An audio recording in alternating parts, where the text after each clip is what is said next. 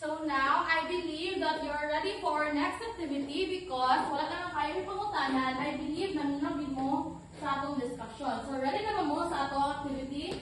Yes, ma'am. Okay, very good. For your activity, we're going to have a time travel skit. So, kapag mo sa skit, meron siya o short role play, short acting, di ba? So, na ako'y friend ni nga si Jojo. He is also a friend of Jaja and naa sa iya ang rubric. But before na ko i-open ang rubric, akong masahan ng instruction. So, I will divide you into 6 groups. And your task is to create a 2-minute skit or presentation that shows one unique practice or contribution of your chosen or your civilization yung bulutan, how it helped society back then, why it is still important today. So, magbunot sa mo sa inyo makuha nga civilization para po fair. Okay, so manaw bunot. Yes, ma'am. And now, nakita ninyo ang inyong civilization. Yes, Then I will ma'am. present to you the rubric. So kindly read the rubric, everyone. Makita ka ba nila? Yes, ma'am. Wait lang. Ako asan siya ni?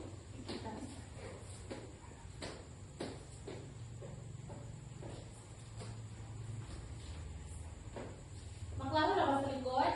Yes, ma'am. Sige, kindly read the rubric. Criteria. Content accuracy 15 points. Clarity of message 10 points. Teamwork 10 points.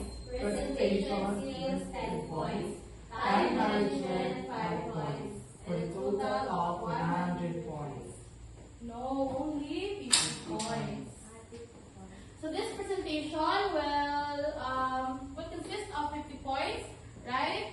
And you're going to, I'll give you 5 minutes to practice and to assign narrators, actors, or even prop holder, and you can utilize the resources or the materials in our classroom. So go to your group and start practicing.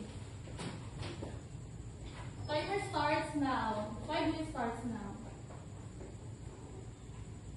So time is up. So you're going to present now. So group 1, can you present your skit? Okay, very good.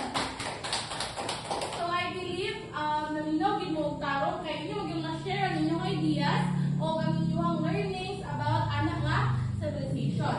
So let's clap our hands for yourselves, for each other, and for a job well done.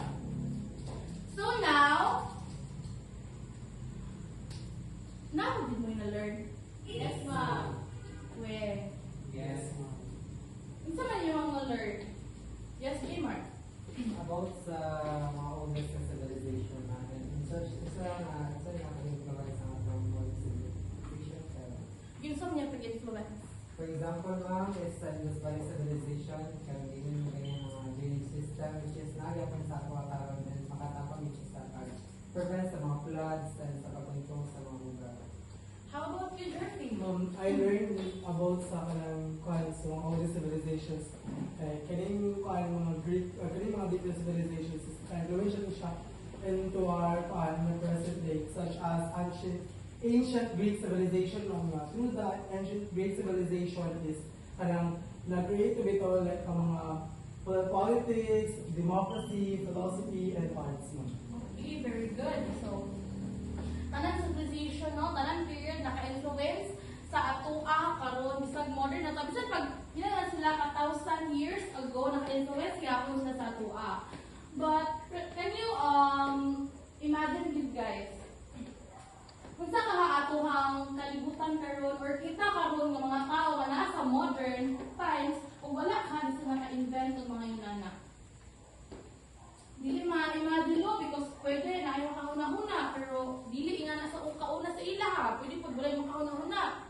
Diba? So daho ka siya nga question mark. And now, daghan maging kaayong mga contribution ang mga civilizations. I will ask you a question. Sa'yo na siya. ang similarities. Yes, J. Mark. Sa kung ako nabantayan is some of the civilization is nag-smoke sila sa river yun. Very good, Sir River. Another, ang ilang contribution. Okay, ang ilang contribution nga similar is isa gid ang ilang purpose para to make the people's lives better and easier, di ba? Kay from kani palangaan nga drainage system, di ba? Dako na kay siya nga katabang o sayon sa kinabuhi sa mga tao sa una. Wala na ba yung pangutana? Okay, so naka-learn magikahap mo? Yes, ma'am. Naka-learn magikahap mo. Now, it's time for the quiz. So, I'll give you 3 minutes to answer the 10-item true or false naman siya. And can you get 1/4 of the paper? 1/4 na. Yes, 1/4. And can you read the instructions?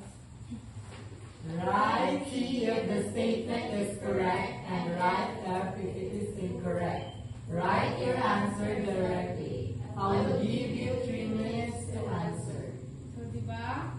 T if true and F is false. Dili true ang ibutang mo true ha. Only T and F. So, kapiyawan pa ma'am, no. Write your answer directly sa inyo ha. 1/4. So, are you ready to answer? Yes, ma'am. Okay, this is for please. Maklaro na ba sa likod? Yes. Mag-sure. No, ma'am. Mag-dapat full. Kaya na, klaro na siya? Yes, ma'am. Okay. You will start answering now.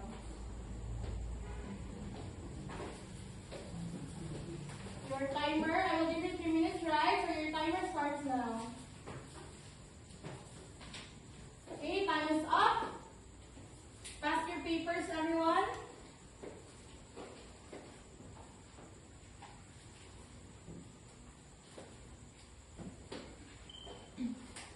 So, naka-answer naman mo. Correct ha yung mga answers. I believe yes.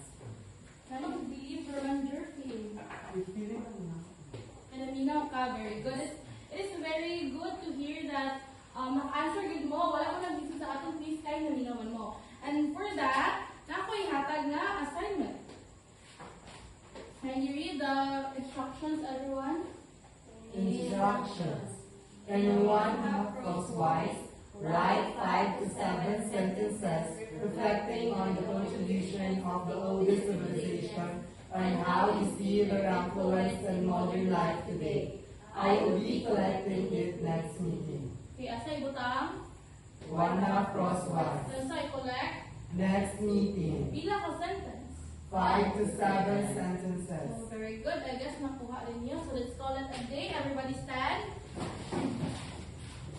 So, we started our class with an opening prayer and we should end up with a closing prayer. So, Angie, can you lead the prayer?